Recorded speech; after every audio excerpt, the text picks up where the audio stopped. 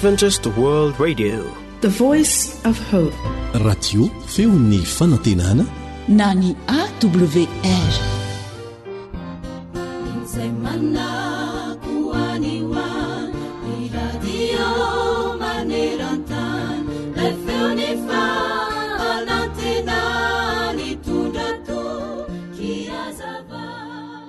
Ny mpanjaka Cambyses zanaky kirosy lehibe dia lehilahy tsy mba mora omena fahafaham-po mihitsy. Tena tianyity mpanjaka ity ny mametra-panontaniana tamin'ny olona izay heveran'izy ireo azy, kanefa raha vao tsy azoazony loatra ny valim-panontaniana amen'ny olona azy dia mety hiatra manainy izany. Ny fahafatesana no miandry ilay olona mamaly izany fanontaniana izany. Ilay manampahaizana Grika momba ny tantara antsoina hoe Herodotus dia nanoratra tamin'ny taonjato 15 talohan'i Kristy fa tandapa anankiray farafahakeliny no tafavoaka ary afaka manome valony mahomby amin'ilay fanontaniana mety hiatra manaina apetraka Cambyses. Raha ny marina dia tsy maintsy ho anankiray amin'ireo valim-panontaniana farany izay feno fahendrena indrindra eo amin'ny tantara no omena azy. Izao ary ny valim-panontanian'ilay tandapa rehefa nanontaniana izy. Tsy heveriko aloha fa mahatoraka ny rainao ianao, satria ianao mantsy mbola tsy manan-janaka tahaka ilay napetra ny andimby azy dia ianao izany. Tena vadibadika Cambyses izany valim-panontaniana izany. Nampiketriketrika ny atidohany izany nandritra ny fotoana vitsy. Ary farany dia tapa-kevitra izy fa tsy hanapitra ny ain'ilay olona izay nametrahany fanontaniana satria angamba tsy azo ny antoka hoe inona ny tokony ho sainy ny amin'izany. Ampozina nefa ary azo antoka fa tena zavatra mampitebiteby tokoa no nanompo an'ity mpanjaka ity. Rehefa mametraka fanontaniana ity mpanjaka ity ny momba ny fiheveran'izy ireo, ny tenan'ilay mpanjaka sy ny momba ilay mpanjaka. Soa ihany ry mpiaino ajaina fa tsy mba mpanjaka mametraka fanontaniana mampidi-doza toy izany ny mpanjaka antsika. Tsy mba manana toem-panahy ambetika faly na ambetika malahelo na mpanjaka mila vanina na tsy azo fantarina meloa ny mpanjaka antsika. Mpanjaka azo antoka, mpanjaka tsy mba miovaova, mpanjaka mahatanteraka ny teny fikasany ary tia ny olona rehetra ny mpanjaka antsika. Tsy izy izany fa ilay Jehovah-Andriamanitra ao an-danitra ao. Ary na inona zavatra ataony ho anao dia tsaroa fa ampitiavana mandrakariva no anaovana izany ary izay mahasoa anao indrindra. Arak'izay voalaza ao amin'ny Efesianina 4:1-4 ka hatramin'ny 7 manao hoe: fa Andriamanitra izay manan-karena amin'ny famondram-po noho ny halehiben'ny fitiavana izay nitiavany antsika, na dia fony mbola maty ny fahadisoana aza isika dia nahavelona antsika niaraka tamin'i Kristy ary niara-natsangana isika ka niara-napetrany any an-danitra ao amin'i Kristy Jesosy mba hasehony amin'ny andro ho avy ny habeny ny haren'ny fahasoavana amin'ny famoram-panahiny amintsika ao amin'i Kristy Jesosy. Sanandro mufunaina raswawampu fazamalaina fartumuchani andriza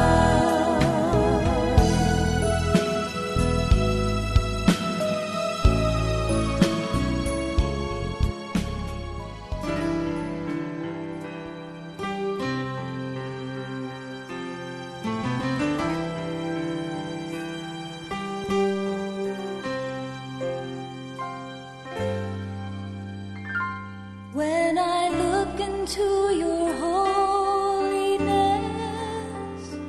when I gaze into your loveliness, when all things that surround become shadows in the light of you, when I found when my will becomes enthroned in your love, when all things that surround become shadows in the light of you. I worship you, I worship you.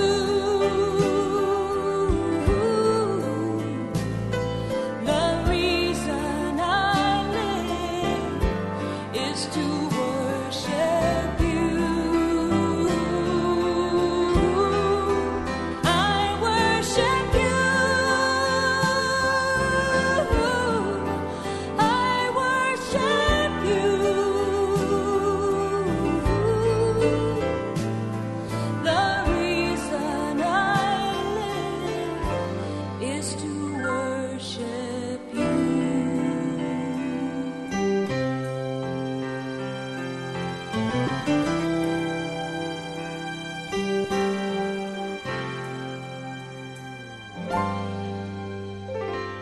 When I look into your holiness,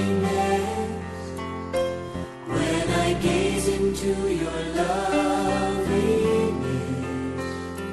when all things that surround become shadows in the light of you,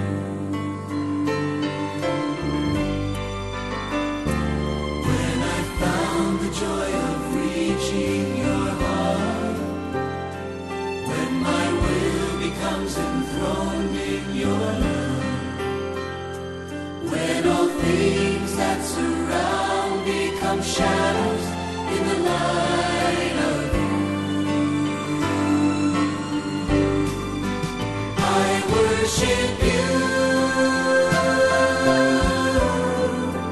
I worship you.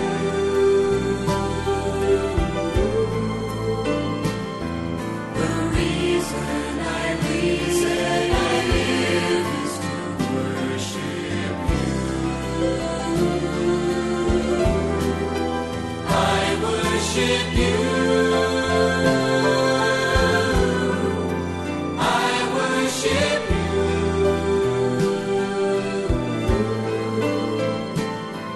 The reason I live is to worship you.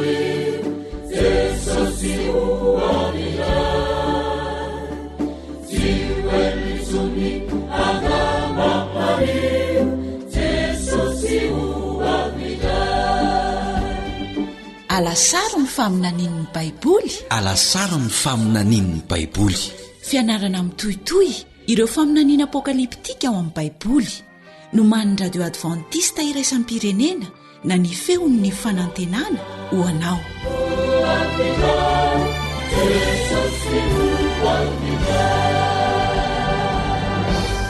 Manasanao anaraka famelabelarana ratsoratra masina atolotry ny foiben'ny radio adventista iraisam-pirenena na ny AWR no man'ny Camille Ottoman filoha lefitry ny AWR. Namanao Eliandre Mitantsoa no anolotra izany amin'ny teny malagasy. Efa nisy olona nampatsiaro zavatra taminao ve? Satria everin'izy ireo fa adinonao zany.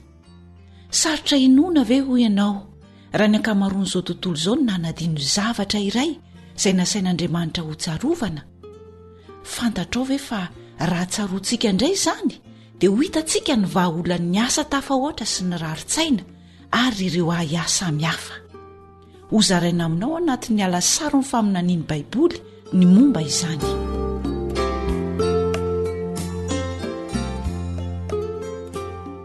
Salamo, Elian no anarako. ho anao izay vao izao ny manaraka ity fandarana ity. Faly miaraka aminao eto zahay ary manasa anao mba hanjoy hatrany isan'andro san'andro ny fiarahantsika mianatra.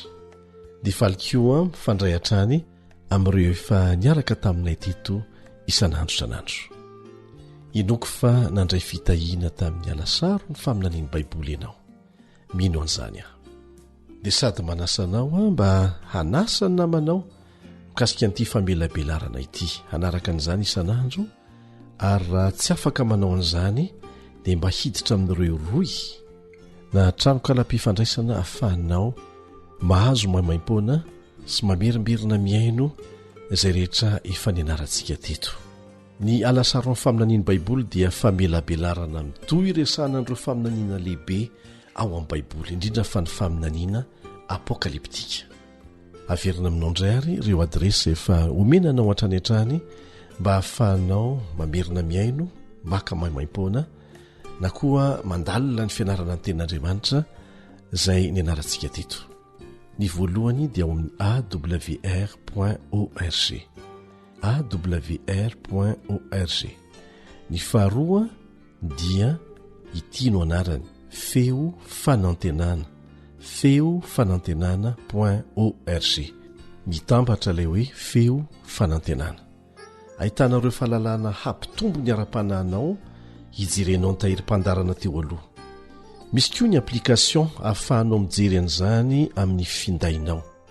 Azonao alaina maimaim-poana ao anaty Play Store na ny Apple Store izany.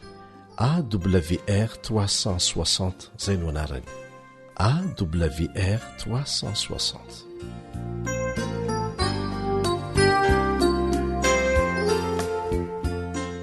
Tamin'ilay sika farany dia ny anarantsika teto fa ny lalàn'i Jehova dia tsy tontany ela ary manambara ny toetrany. Nosoratan'Andriamanitra ny didifolo mba hananantsika fiainana feno. Tia nozaraina amintsika ny toetrany.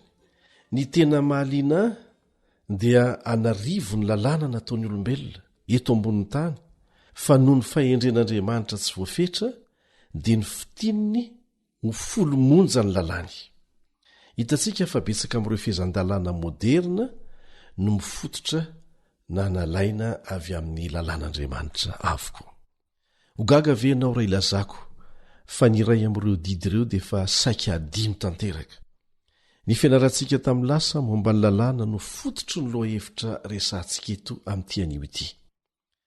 Za sy ny namana Kami niaraka tamin'ireo teknisianina pakasary eo anivon'ny AWR dia nitsidika tanàna anankiray taty Madagasikara, haka horonan-tsary ny dia sarotra nataon'ny ramatoa anankiray izay antsoin'ny olona hoe Maman Sesety eo an-tanàna, izy sy ny vadiny.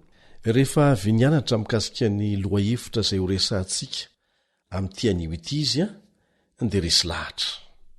Ary enoko fa ho resy lahatra koa ianao. Satria tsapan'izy ireo ny mazava-dehibe an'izany. Mareta fa mbola tantaraina aminao izany tantara izany.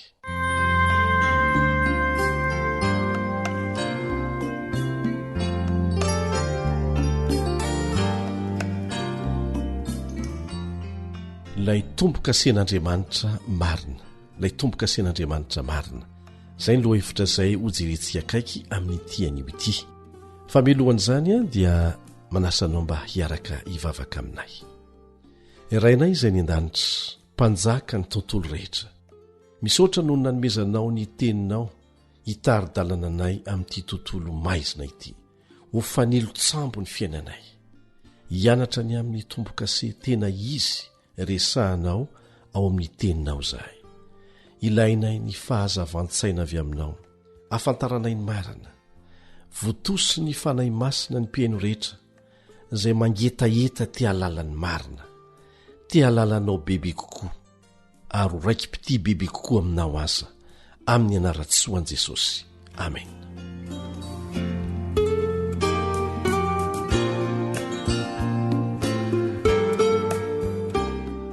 Fifaliana ho ny milaza aminao fa ny antony manosika iresaka aminao eto dia tsy misy afa-tsy ny zarany marina ao amin'ny Baiboly.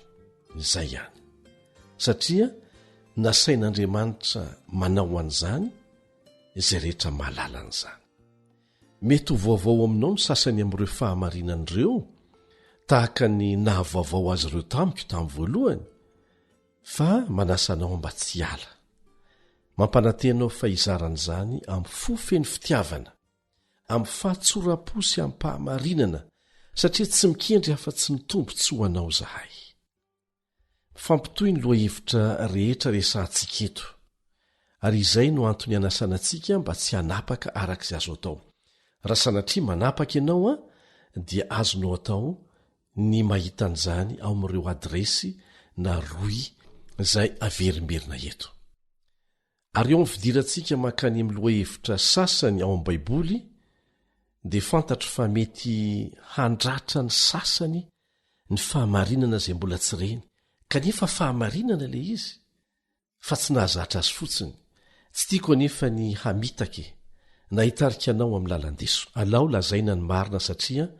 tsy resaka politika izy ity na resaka fikambanana fa tena fahamarinana avy amin'Andriamanitra misy fiteny malaza izay manao hoe ratrao amin'ny fahamarinana aho fa aza lambolamboina amin'ny lainga ratrao amin'ny fahamarinana aho fa aza lambolamboina amin'ny lainga hinoko fa ankafizinao koa zany fotokevitra izany izay dia ny fidy ny ilazany marina aminao satria fantatray fa izany koa ny tena ilainao raisofilamatra ny ohatra nomeny reponina tao Bery efa resahantsika teto rehefa miaino ny fampianarana na haviaizana viaiza izy ireo inona moa ny filamatr'ireo olona tany Bery voalaza ao amin'ny Asin'ny Apôstôly 7:10 na ny apôstôly Paoly aza nampianatra azy ireo ny tenin'Andriamanitra dia izao ny voalaza ao amin'ny Asan'ny Apôstôly 7:12 Asan'ny Apôstôly 7:12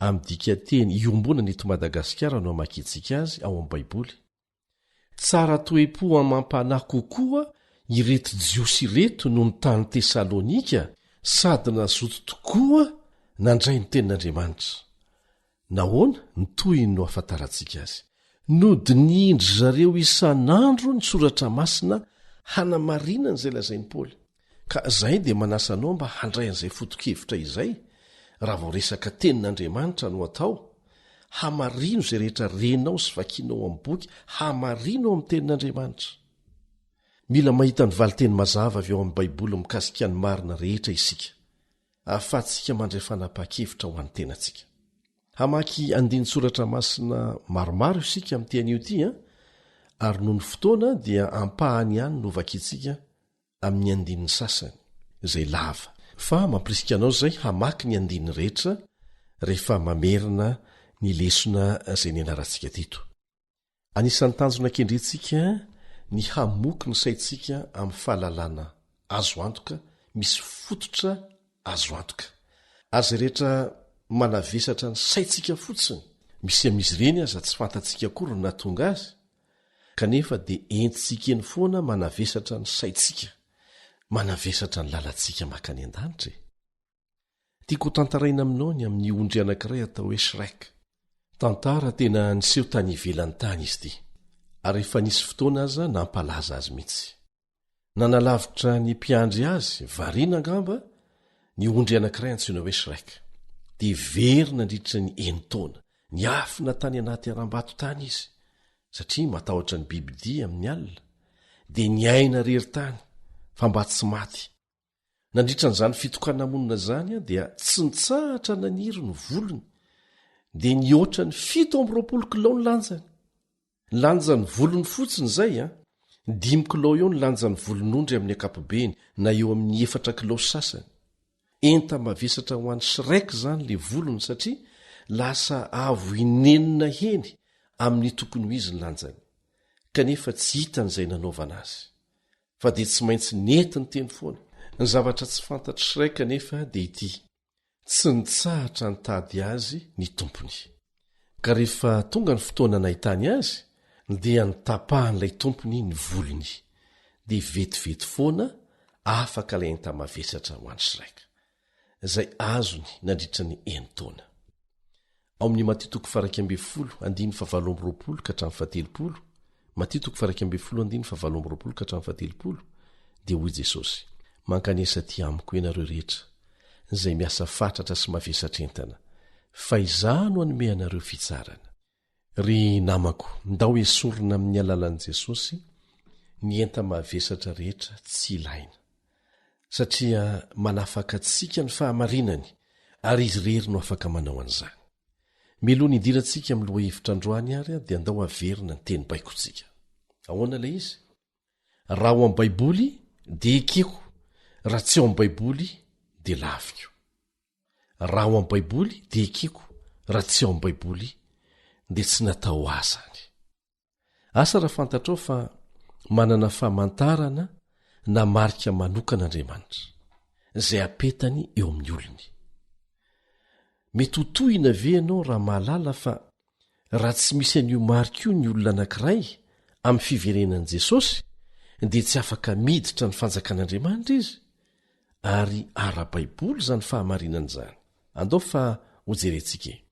Tiako raha hanomboka amin'ny fijerenany boky farany amin'ny Baiboly isika, hanalana sarona ny faminanian'ny andro farany. Ao amin'ny Apokalipsy 7:1-7 no jerentsika. Apokalipsy 7:1-7 ovakitsika amin'ny anaran'i Jesosy. Rehefa afaka izany dia hitako fa indreo nisy anjely 4 nitsangana teo amin'ny vazantany 4, niazona ny rivotra 4 amin'ny tany, mba tsy hisy rivotra hitsoka amin'ny tany na amin'ny ranomasina na amin'ny hazo akory aza. Ara-tandindona ny rivotra dia maneho ady, korontana, fandravana. Eto izany dia misy baiko omen'Andriamanitra. Ny rivotry ny ady farany sy ny fandravana dia tsy azo vahana ho izy mandra-pahavita ny zava-dehibe anankiray. Inona ilay izy? Eo amin'ny 9. Hitako fa indro nisy anjely hafa koa niakatra avy tany amin'ny fiposahany masoandro, nanana fanombokasen'Andriamanitra velona, ary izy niantso ny anjely 4 izay navela nimba ny tany sy ny ranomasina tamin'ny feo maherina na hoe, aza manimba ny tany na ny ranomasina na ny hazo, mandra-panisina hitombo-kase eo amin'ny andro ny mpanompon'Andriamantsika. Ahoana tsara hoe? Milaza ilay anjely fa tsy havelan'i Jehovah ho tonga ny fandravany eto tany raha tsy efa nandray ny tombo-kase avy aminy ny olony, izany hoe ireo olona nanaiky azy ho andremaniny sy mpamonjy ny tenany manokana. Atraiza moa izany fitadasiky ny fanapariahana an'ity afatra goavana momba ny tombo-kase na ny marik'Andriamanitra ity. Ao amin'ny Apokalipsy 7:4 no ahitantsika ny valiny. Apokalipsy 7:4. Ary hitako fa indro nisy anjely iray koa nanidina teo fovoan'ny lanitra, nanana filazantsara mandrakizay ho toriana amin'izay monina ambony tany sy amin'ny firenena sy ny fokom-pirenena sy ny samy hafa fiteny ary ny olona rehetra. Asa goavana zany. Ny olombelona rehetra atao tany zany dia tsy maintsy ilazana mazava ny filazantsara mandrakizay, ny fahamarinana. Ary ny olona tsirairay dia tsy maintsy hanao safidy mazava hiandany amin'ilay Andriamanitra nahary sy namonjy azy, na hiandany amin'ny Satana. Ka izay miandany amin'Andriamanitra dia ho asiny an'izay tombo-kase izay, tombo-kase manokana. Amin'ny anaran'ny fahefana izay nomena azy mihitsy no anoran'i Jesosy antsika izay asaina mitondra an'izany afatra izany maneran-tany. Ary izany no anton'izao famelabelarana izao hoe. Hoy Jesosy ao amin'ny Matthieu 7:17-7. Matthieu 7:17. Efa nomena ny fahefana rehetra any an-danitra sy ety an-tany, koa mandehany ianareo dia ataovy mpianatra ny firenena rehetra. Ka dia manasa antsika samy miaino sy mandinika tsara, fa hiankina amin'ny safidiny tsirairay izany, fa tsy afaka hiantoka an'izany ho anao ny antoko-pivavahana misy anao, na mpitondra fivavahana iza na iza na iza. Ka aoka ho fantarinao ny marina mba hahafahanao manao safidy mazava.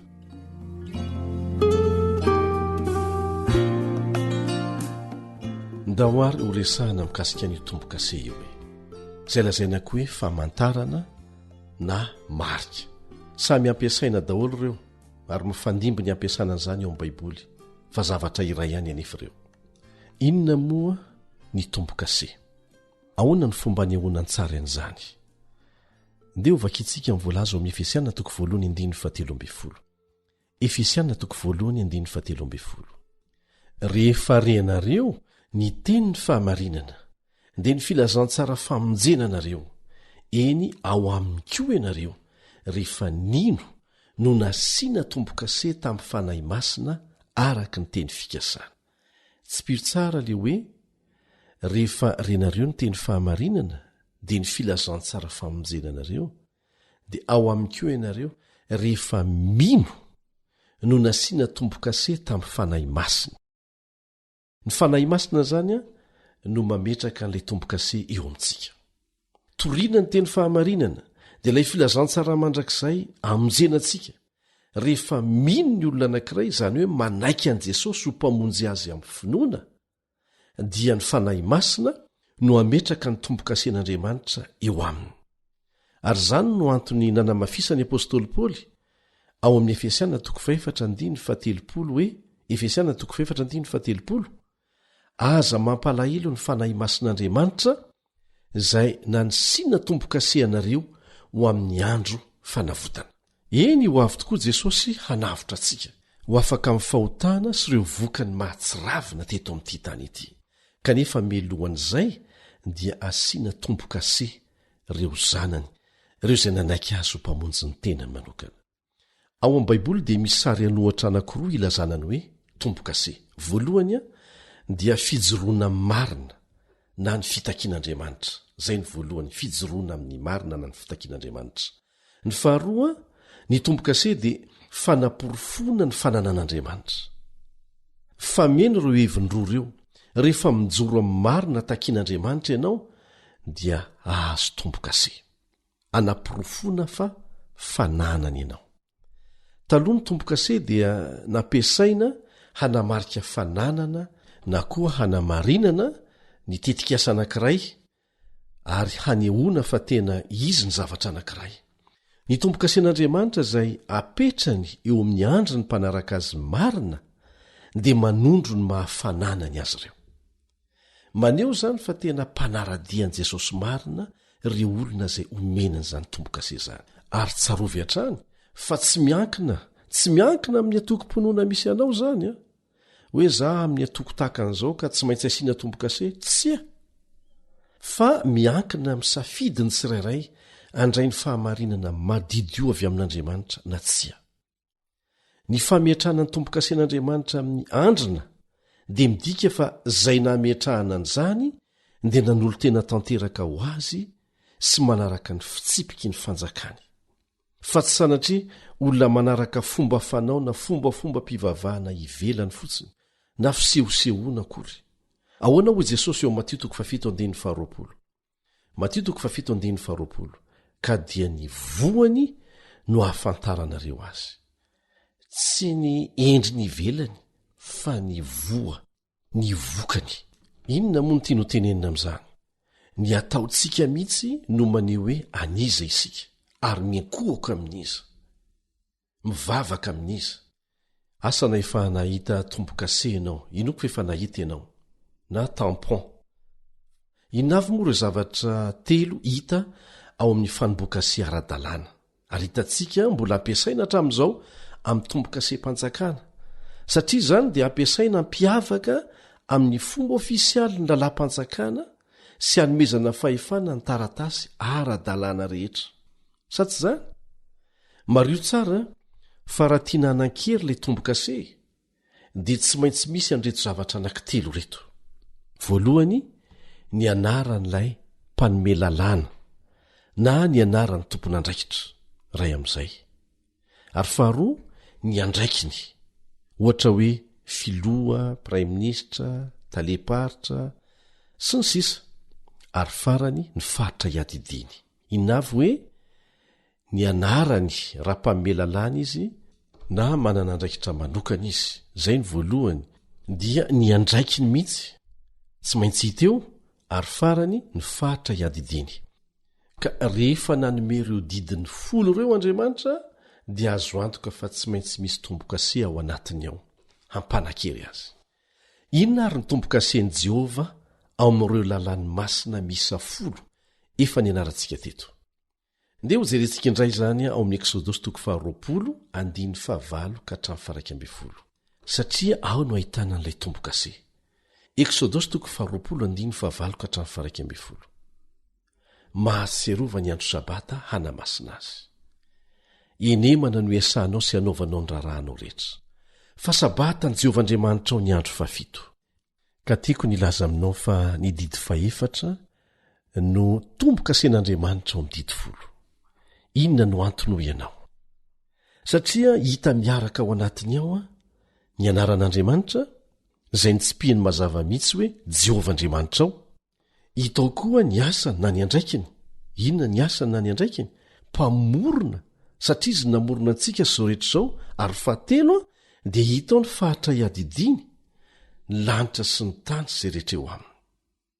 Ny didy faefatra zany dia milaza amin'ny fiteny tsy mety diso ny fahefana izay miazona ny didy folo, dia ny fahefan'ny mpamorona antsika sy ny fitondram-panjakany. Mazava mivoalaza ao amin'ny Apokalipsy 4:1.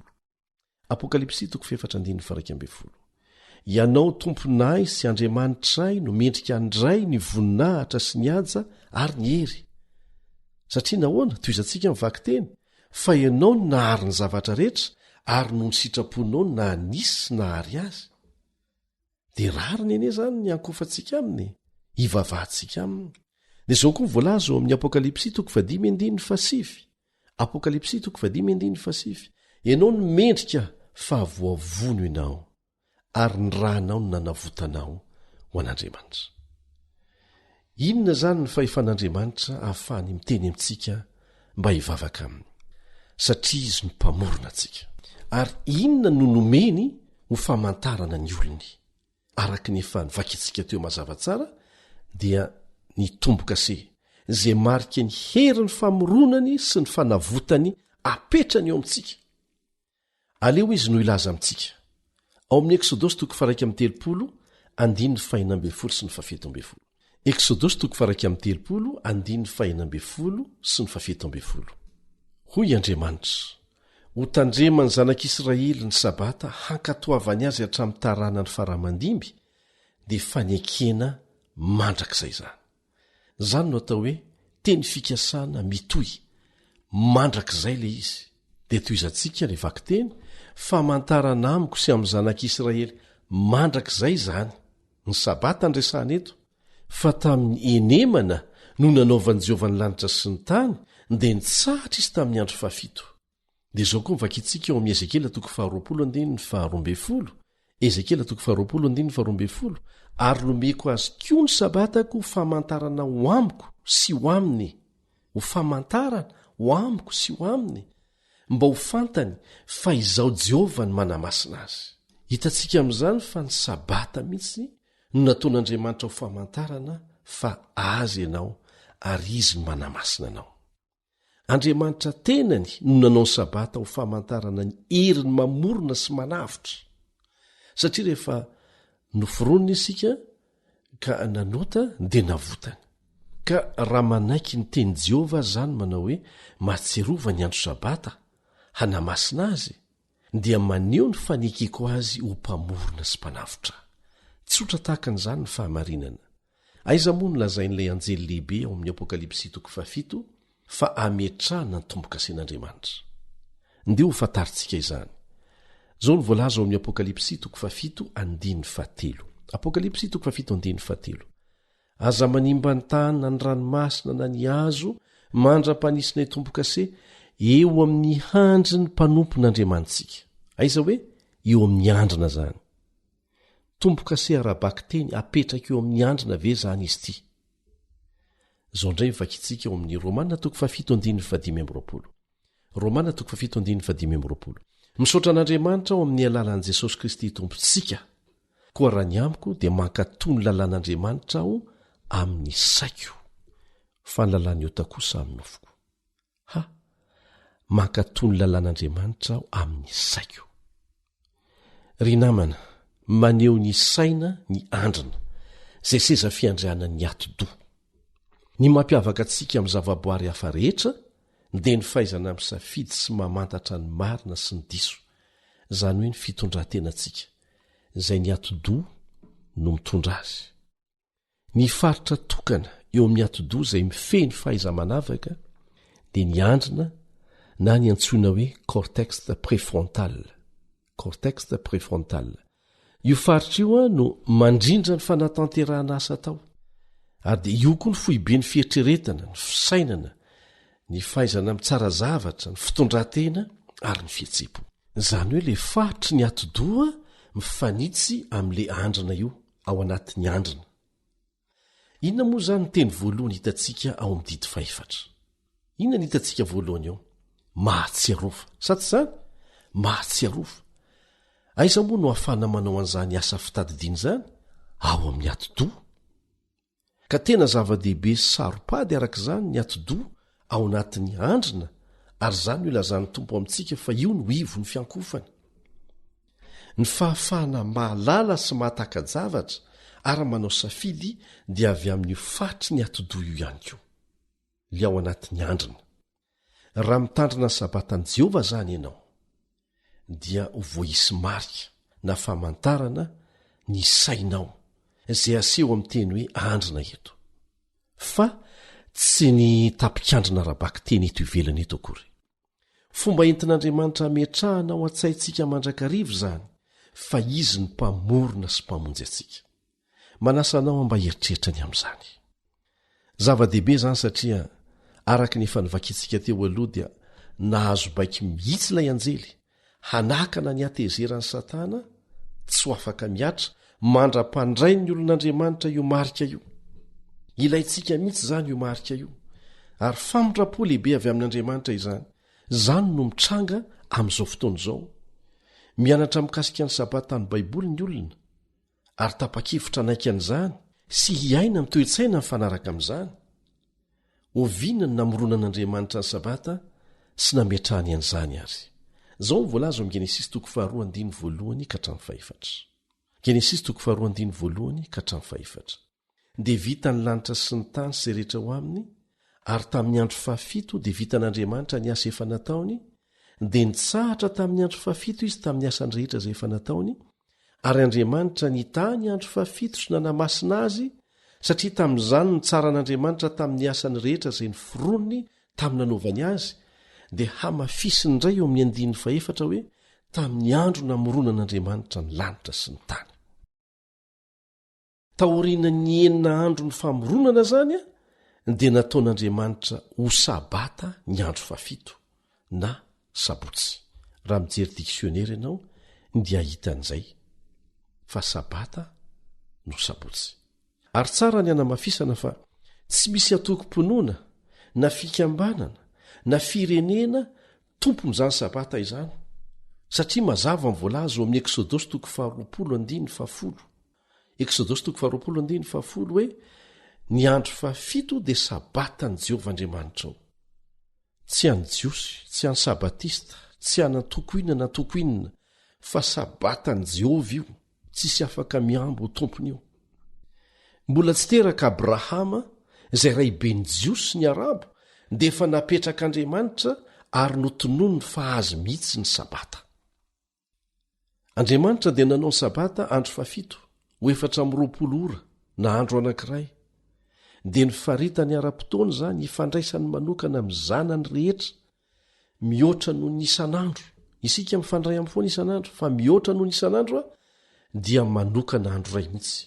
Ary izany no nataony dia hampivelarana ny fisakaizana mafana aminy sy amintsika. Tahaka ny fanambadiana ihany io ilaina ny manokana fotoana matetika irahan'ny mpivady manokana, dia tahaka an'izany koa le fifandraisana manokana ety dia ety amin'Andriamanitra no tian'Andriamanitra hisy eo amintsika sy izy. Ary izany iny tsy ambaratelo ny fahazonan'ny fiainana mandrakizay Jesosy mihitsy no niteny an'izany eo amin'ny Jaona 7:7. Jaona 7:7 irahantsika mamaky, ary izao ny fiainana mandrakizay dia ny mahafantatra anao izay Andriamanitra tokana sady marina sy Jesosy Kristy izay efa nirahinao. Ny hevitry ny hoe mahafantatra eto amin'ny kolotsaina nandikana ny Baiboly any Antsinanana teo anivon'ny jiosy dia izao no heviny: mifandray am-po manokana. Zay no hevitry ny hoe mahafantatra eto, midika fifandraisana mpo manokana amin'ilay fantatrao fa tsy fahalalana ra-tsaina fotsiny tahaka ny any amin'ny tandrefana. Ka azagaga isika raha halany devolo ny fahamarinan'ny sabata satria tombo-kase manamarina ny maha-Andriamanitra n'Andriamanitra mampifandray antsika amin'ny akaiky dia akaiky ary fantatry Satana fa tsy ho voavonjy ianao raha tsy manana fifandraisana ety dia ety amin'Andriamanitra sy tia azy ilay namorona sy namonjy anao ary antony nametrahan'Andriamanitra ny sabata izany mba hikolokoloana an'izay fifandraisana ety manokana izay noho ny amin'ny andro hafa rehetra. Ny fifandraisana rehetra dia miorona eo amin'ny tontolo-kevitry ny fotoana ry havana sa tsy izay? Mila manokana fotoana akoatry ny isan'andro hifandraisana amin'Andriamanitra isika ary izy mihitsy no nametraka an'izany. Ilaina ny asa tafiditra ao anatin'ny didy folony hoe enemana no iasanao. Fa ny olana dia izao raha tsy ampy fitsaharana fialan-tsasatra isika dia hitondra olana ao antsika izany. Hiteraka hary ra-tsaina ary izay indray nikendreny devoly dia lasa tsy hanana fotoana hifandraisana manokana amin'Andriamanitra. Ka fahendrena avy amin'Andriamanitra mihitsy izay faratampony amin'ny fahalalana ny nanokana ny andro anankiray hitsaharantsika hifandraisana manokana amin'ny fotsiny hifandraisantsika samyntsika koa amin'ny andro anankiray voafaritra tsara. Dia mipetraka indray ny fanontaniana hoe nahoana moa Andriamanitra no nifidy fotoana ampifantohana ny saintsika aminy amin'ny andro anankiray voatokana noforonony mba hifanerasera amintsika ary mila fotoana izany dia natao lalàna mihitsy mba tsy ovaova. Toy izao nitiavan'Andriamanitra izao tontolo izao nomeny nandritry ny 330 taona sy tapany zanany lahy niaraka tamintsika mivantana teto tany dia maty ny solo antsika nitsangana tamin'ny maty dia niakatra ny an-danitra manomana fitoerana ao antsika. Tsy misy zavatra manandanja kokoa noho ny fiarahana mandany fotoana.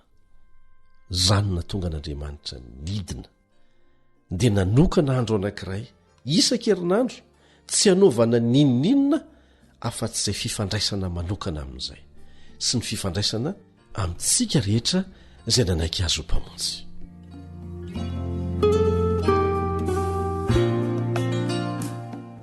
Misy zavatra telo natonga ny andro fafito hiavaka.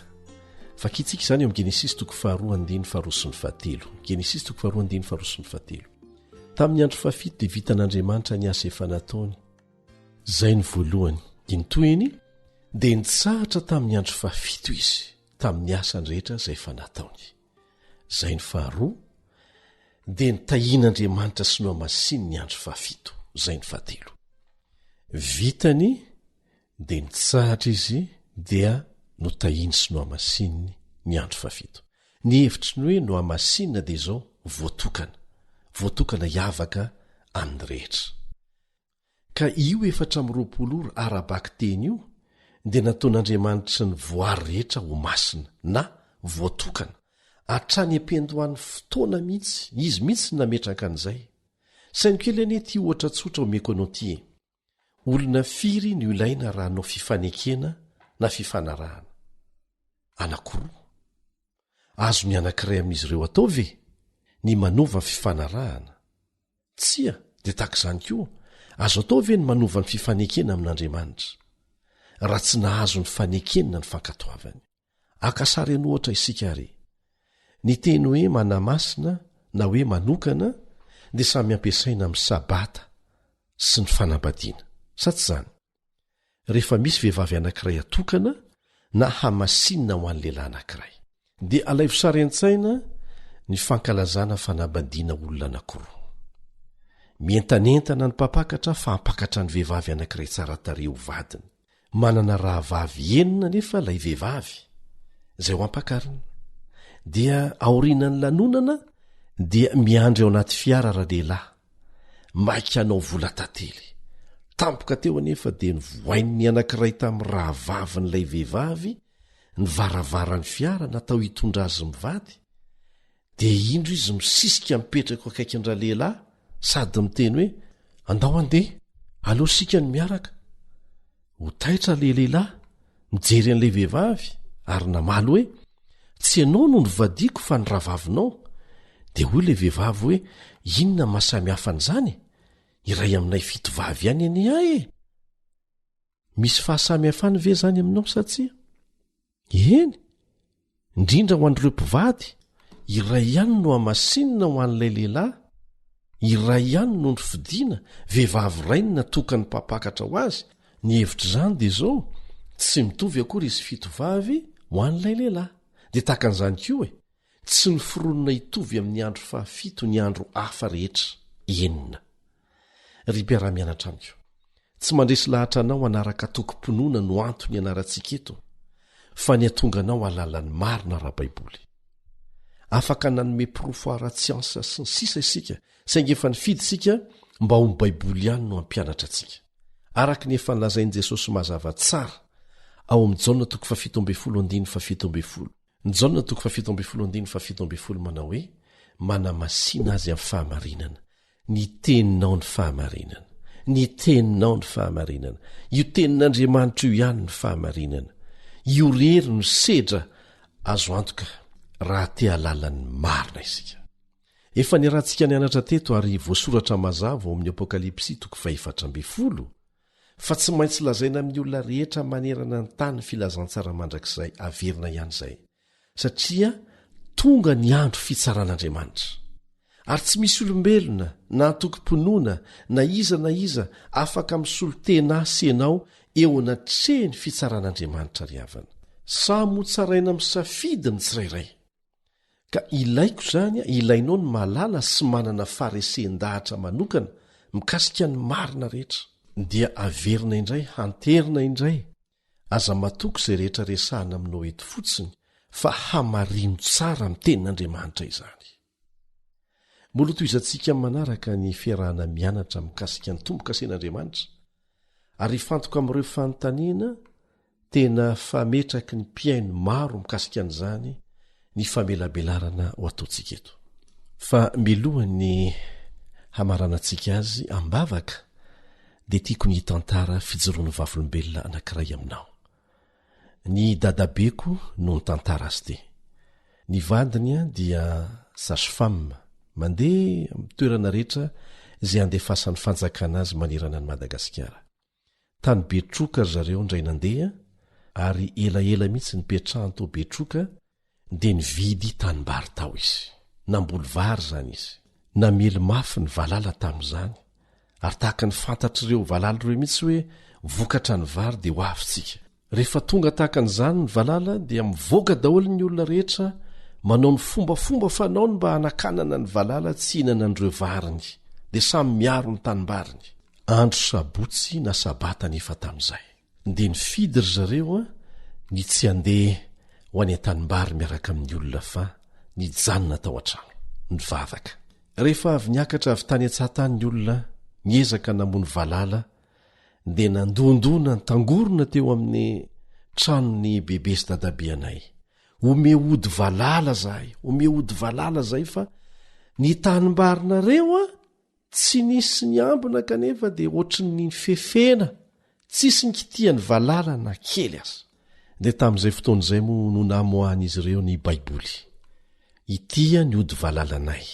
Dia betsaka ireo olona nanaiky hiara hianatra ny tenin'Andriamanitra tamin'izy ireo, ary natonga ny zareo nanangana fiangonana tao Betroka mihitsy taorinan'izay.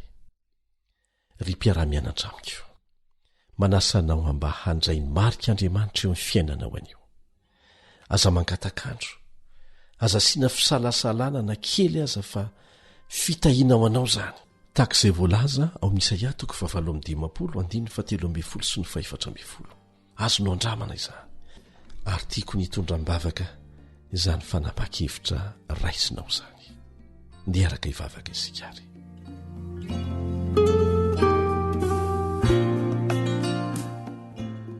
Rainay izay ny an-danitro, misaotra anao izay tamin'ny nanomezanao anay fahalalana mazava mikasika ilay tombo-kasena ny sabata, izay anao kanefa nomenao anay mba handraisanay ireo fitahiana manokana avy amin'izany. Tianao apetraka eo aminay zany, tianao afantsika ao amin'ny sainay, mba ahafantaranao fa zanakao izay. misaotra anao satria tsy mijery ny androny tsy fahalalana ianao fa ankehitriny dia mitonanay ianao mba hankatoanao amin'izay fantatray. Omeo hery izahay hahafahanay manaraka ny sitraponao ary vaho ireo olana rehetra mety ho sakana tsy hahafahanay manao an'izany. Amin'ny anaran-tsoan'i Jesosy, ilay efa maty sy nitsangana tamin'ny maty ho famonjenanay no anaovanay izany vavaka izany. Amen. Raha misy fanontaniana tonga ao an-tsainao na misy antombavaka angatahanao amin'ny fotoana rehetra na koa misy fijoroana ho vavolombelona azonao zaraina dia manorata amin'ireto adresy manaraka ireto: email awr feo fanantenana @gmail.com, page Facebook awr feon'ny fanantenana, na ny laharany finday 034 06 797 62 033 07 170 70.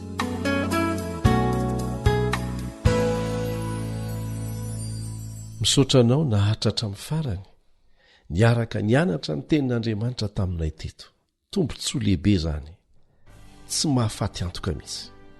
Manantena ny ho tafahoana aminao eto indray izany amin'ny fotoanantsika manaraka, ka dia manao mandrapitafa vetivety indray ny mpiara-mianatra aminao Elion Andriamitansoa. Vidio ny marina ka aza mity.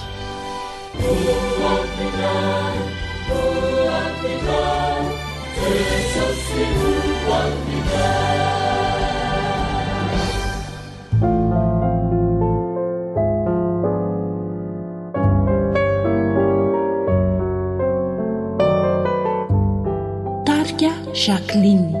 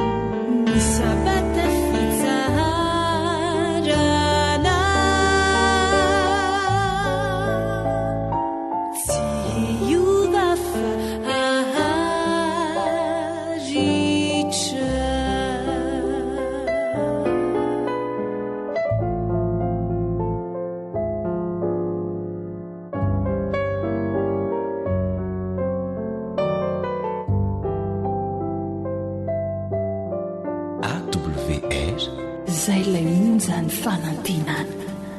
Andro iray nomeny tompo, andro tokana tsy miova no amasininy. Notahiny tena miavaka mba ho famantarana azy lay mpamorona. Soana mba ho fitsaharana ary mbola hitoetra eny ho mandrakiza. Izy mitsino ny teny nanao sonia io no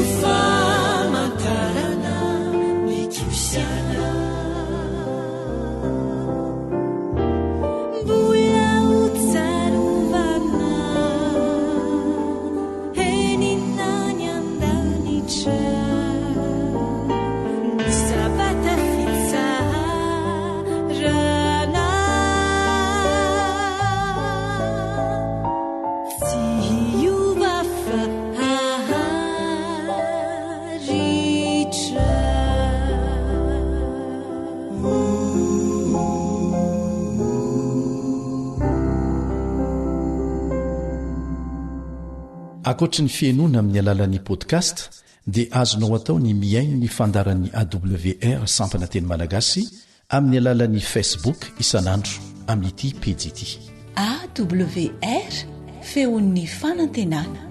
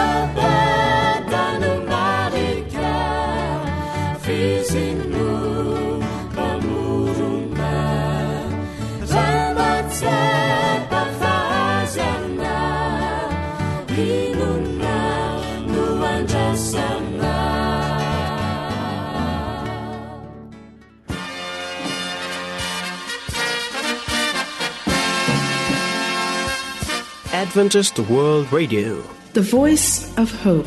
Radio feon'ny fanantenana.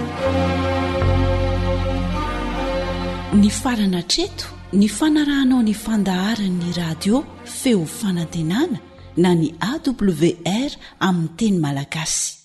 Azonao atao ny mamerina miaino sy maka maimaim-poana ny fandaharana vokarinay amin'ny teny pirenena mihoatriny 100 amin'ny fotoana rehetra. Raisoaryn'ny adresy ahafahanao manao izany. awr.org na feofanantenana.org.